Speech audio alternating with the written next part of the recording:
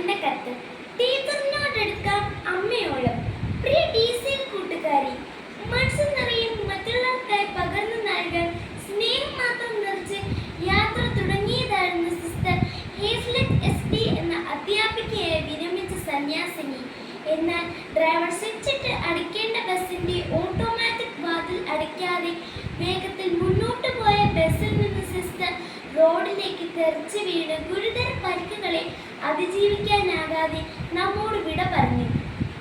കോതമംഗലം കോഴിപ്പള്ളിയിൽ വച്ചുണ്ടായ അപകടത്തിലാണ് ഈ കഴിഞ്ഞ വർഷം ഊന്നുക്കൽ ലിറ്റിൽ ഫ്ലവർ ഹൈസ്കൂളിൽ നിന്ന് വിരമിച്ച് നിരവധി മേഖലകളിൽ സജീവ ശുശ്രൂഷ ചെയ്തു വന്ന നല്ല അധ്യാപികയായ സിസ്റ്ററിന് ഇന്നലെ 1/7/2026 ജീവൻ നഷ്ടമായത്. കാഞ്ഞിരപ്പള്ളി സെന്റ് മേരീസ് ഗേൾസ് ഹൈസ്കൂളിലെ അധ്യാപക സമൂഹത്തിന്റെ പ്രസരിപ്പായിരുന്നു. ഏവർക്കും പ്രിയങ്കരിയായിരുന്ന സ്വപ്ന രാജേഷ് ടീച്ചർ 10Cയുടെ ക്ലാസ് ടീച്ചറും സ്റ്റാഫ് സെക്രട്ടറിയും സഹ അധ്യാപകരുടെയും വിദ്യാർത്ഥികളുടെയും മാനേജ്മെന്റിന്റെയും അഭിമാനവും ആഹ്ലാദവുമായിരുന്ന സ്വപ്ന ടീച്ചർ ഇന്നലെ 1/7/2026 നന്നായി പഠിപ്പിച്ച് എല്ലാവരെയും സന്തോഷിപ്പിച്ച് വീട്ടിലേക്ക് പോയതാണ്.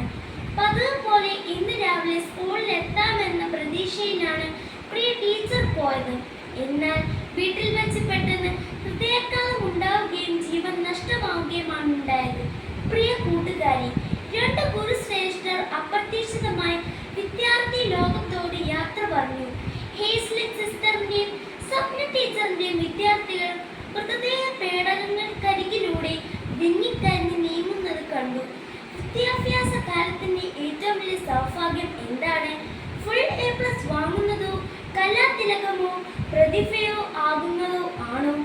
സമ്മാനങ്ങൾ ഒന്നും കിട്ടുന്നില്ലെങ്കിൽ താൻ ബഹുമാനിക്കുന്ന അധ്യാപകരുടെ പ്രീതിയും വാത്സല്യവും തന്നോടൊപ്പമുണ്ട് എന്ന ഓരോ വിദ്യാർത്ഥിയുടെയും ആത്മവിശ്വാസവും ഉള്ളിൽ അഭിമാനവുമല്ലേ ഏറ്റവും വലിയ സൗഭാഗ്യം? തീർച്ചയായും അതെ. അതിന് ആത്മാർത്ഥതയും സത്യസന്ധതയും ഉണ്ടായാൽ മതി. അധ്യാപകരോട് എത്രമാത്രം അടുപ്പമാകാം? അമ്മയോളം അച്ഛനോളം എന്നേ ഉത്തരമുള്ളൂ. നമ്മുടെ ഭാരതീയ ദർശനത്തിൽ മാതാവും പിതാവും ഗുരുവും ദൈവതുല്യരാണ്. ഗുരുദേവോ ഭവ എന്നു തന്നെയാണ് നമ്മുടെ പ്രമാണം. ദൈവതുല്യമാണ് ഗുരുസ്ഥാനം. ഗുരുത്വം എന്ന മഹാകൃപ വിദ്യാർത്ഥിയിലേക്ക് വർഷിക്കാൻ ഉള്ളിൽ വെളിച്ചമുള്ള ഗുരുവിന് മാത്രമേ കഴിയൂ. അതിനാൽ നമ്മുടെ എല്ലാ അധ്യാപകരെയും നമുക്ക് അങ്ങേയറ്റം ആദരിക്കാനൊട്ടും ബാക്കി വെക്കരുത്. അവരെ അമ്മയെപ്പോലെ സ്നേഹിക്കുക. സ്നേഹം ഒട്ടും കുറച്ചു വെക്കരുത്. അവരോട് ഹൃദയം തുറന്ന് സംസാരിക്കാം. മറ്റൊരവസരത്തിലേക്ക് മാറ്റി വെക്കരുത്. പിന്നീട് അവസരം കിട്ടിയെന്ന് വരില്ല. സ്വപ്ന ടീച്ചറിനോടും ഹേസ്ലെറ്റ് സിസ്റ്ററിനോടും പിന്നീട് പറയാനായി ബാക്കി വെക്കുകയാണ്.